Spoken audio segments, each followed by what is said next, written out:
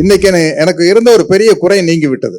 என்னன்னா, தம்பி கிட்ட ஏதாச்சும் ஒண்ணு வாங்கணும்னு பிளான் பண்ணிட்டு இருந்தேன். பெரியார் படத்தில் நடிச்சதுக்கு நான் சம்பளம் வேண்டான்னு சொல்லிட்டேன்.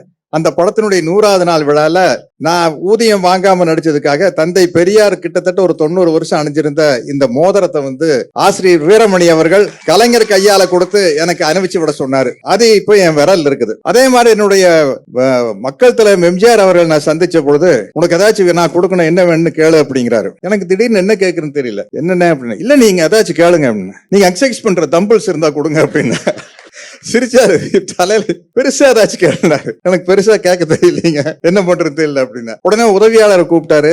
உள்ள போய் ஒரு கரலா கட்டை எடுத்துட்டு வந்து கொடுத்தாரு. இன்னைக்கு அன்பு தம்பி எழுச்சி தமிழர்கிட்ட இருந்து ஒரு 50,000 ரூபாய் செக் வாங்கிட்டார். இந்த 50,000 ரூபாய் செக்க நான் கேஷா மாத்திடுறேன். மாத்தி 49,500 ரூபாய விடுதலை சிறுத்தைகள் கட்சியில் இருக்கிற சிறப்பாக படிக்கிற மாணவர்களுக்காக கொடுக்கிறது மட்டும் இல்லாமல் ஒரு 500 ரூபாய் நோட்டை மட்டும் தம்பி நினைவா பிரேம் போட்டு என் வீட்டுல வச்சுக்கிற.